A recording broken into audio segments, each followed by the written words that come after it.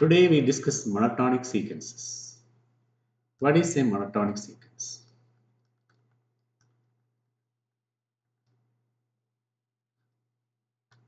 A sequence xn is said to be monotonically increasing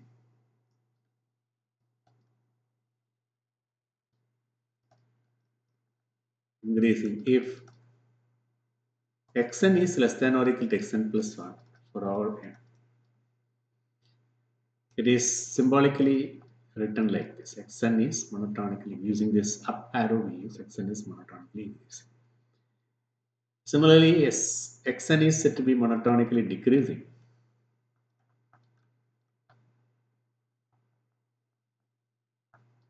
if xn is greater than or equal to xn plus 1 for all. In short, we write xn is decreasing, like down arrow we use. Let us take an example. Consider some sequences like 1, 1 by 2, 1 by 3, 1 by 4, etc. 2, 4, 6, 8, etc. 1 by 2, 2 by 3, 3 by 4, 4 by 5, etc. 1, 1 by 2, 1 by 2 square, 1 by 3 square, or 1 by 3 square, okay, 1 by 3 cube, 1 by 3 raised to 4, like that. This is let it be 3 square, this is 3 square, this is 3 cube by 3, okay. Take 5, 5, 5, etc. 1, 2, 1, 2, 1, 2, etc. So many of these sequences I have written here. Now, which are monotonic, which are not monotonic? Do you think that a sequence either is either monotonic or not monotonic? No. Let us see. 1, 1 by 2, 1 by 3, 1 by. Here you can see that every term is decreases when n becomes larger and larger. See, 1 by 2 is clearly greater than 1 by 3, 1 by 3 is greater than 1 by 4. So this sequence is monotonically decreasing. And we can call it monotonically strictly decreasing, strictly monotonically decreasing sequence because no term is equal here among these. Every term is such that xn is greater than xn plus or not greater than or equal to 2, 4, 6, 8, etc. Clearly, you can see that the terms becomes larger and larger. So it is monotonically increasing. This is strictly monotonically increasing sequence. Now 1 by 2, 2 by 3, 3 by 4, 4 by 5. You can see that the value increases. 1 by 2 is clearly less than or equal to 2 by 3 and 2 by 3 is clearly less than or equal to 3 by 4. And so this is monotonically increasing sequence. 1 by 3, 1 by 3 square, 1 by 3 square again, 1 by 3 cube, 1 by 3 raised to 4, etc. This is also monotonically increasing, but there is a little difference from this sequence and this one. Here it is strictly decreasing. Here this is strictly increasing, whereas this is not strictly decreasing. It's not strictly decreasing, but it is, we can say it is only decreasing sequence. 1 by 3 square, 1 by 3. 5, 5, etc. It is, we cannot say it is monotonic because all the terms are equal. There is no decrease or increase here. All the terms are equal. So it is a constant sequence. We cannot say it is monotonic. Or if at all, you can say it is either monotonic, both monotonic and monotonically increasing and monotonically decreasing. But better say it is a constant sequence, not monotonic. 1 2 1 2 etc. This sequence is oscillating. No, 1 2 1 2. It's not monotonic. So this is not monotonic. This is also not monotonic. So you have seen all this. Now, what is the importance of monotonic sequence in our concept? We have earlier discussed one result that if a sequence xn is convergent, then it is bounded. Then it is bounded. Now we had thought of these converse also. What about bounded sequences? Whether it is convergent? If it is a bounded sequence, whether it is convergent? That is a question for the course. And we cited some examples, bounded sequence, like -1 raised 10. Clearly it is bounded, but it is not convergent. It is not convergent, not convergent. So bounded sequences need not converge. Now here, with this concept of monotonic sequence, we can say under what condition a bounded sequence can be convergent. A bounded sequence can be convergent if it is monotonic.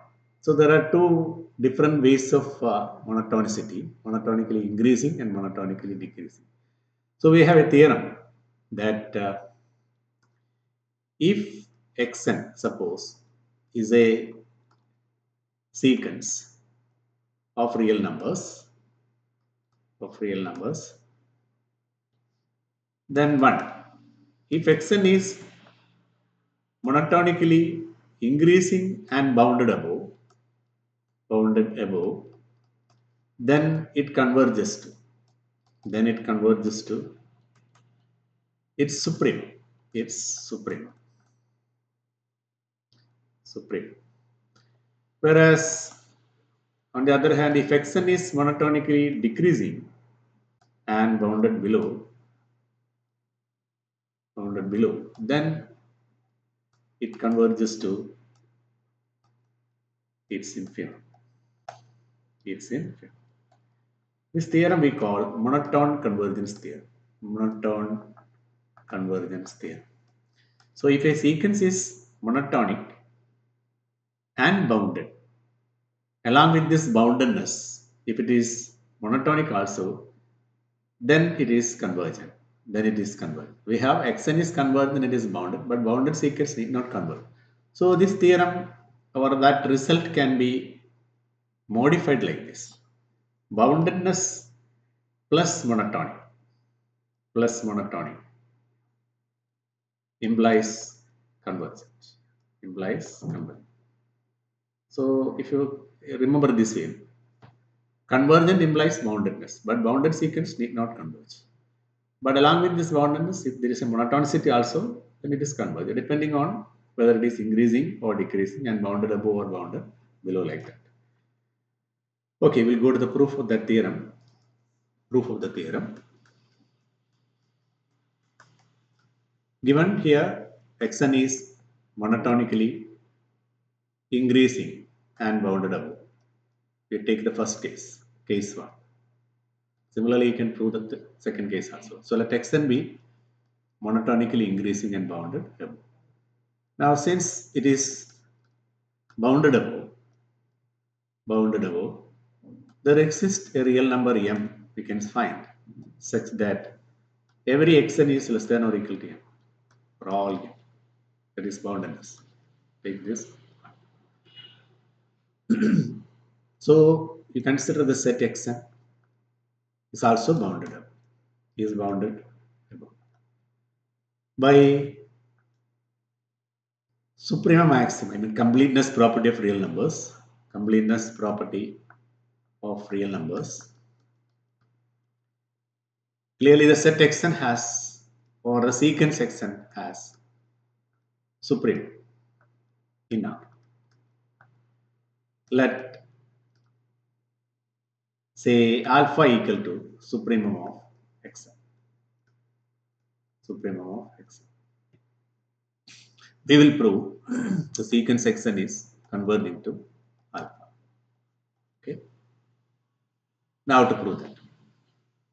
First, alpha is the supreme of xn.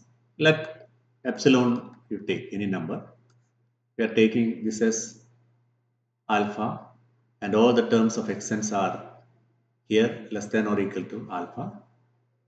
And we are going to prove that alpha is the supreme of xn and it is an upper bound also. And we will prove xn is converging to alpha.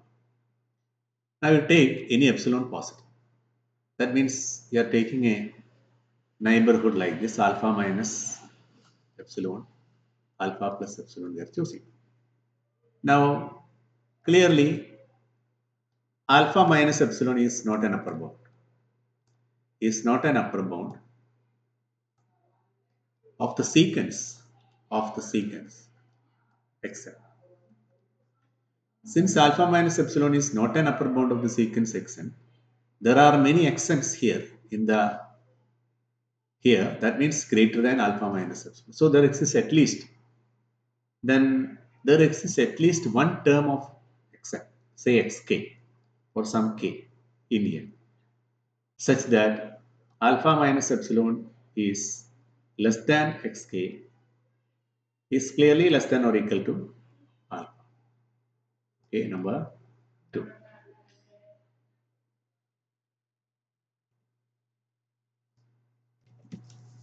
Now we have one more condition here. Xn is monotonically increasing. So since Xn is monotonically increasing, all the terms after k are clearly greater than or equal to xk. That is, every term Xn is greater than or equal to xk for all n greater than or equal to k. And therefore, by using these 2 and 3, we get alpha minus epsilon is less than xk is less than xn or less than or equal to xn, which is less than or equal to alpha, and alpha is clearly less than alpha plus epsilon. Now dropping this xk and all, we have alpha minus epsilon is less than xn is less than alpha plus epsilon. This is true for all n greater than or equal to k. For every n greater than or equal to k, this is true. This shows that modulus of xn minus alpha is less than epsilon for all n greater than or equal to k. That is, the sequence xn is convergent, is converging to L. Similarly, we can prove the other case by taking xn monotonically decreasing and bounded below. Instead of this upper bound m, you take the lower bound small m, and instead of supremum, by infimum property of R, we'll get an infimum, say beta, and we can prove that xn is converging to that beta. This is alpha, not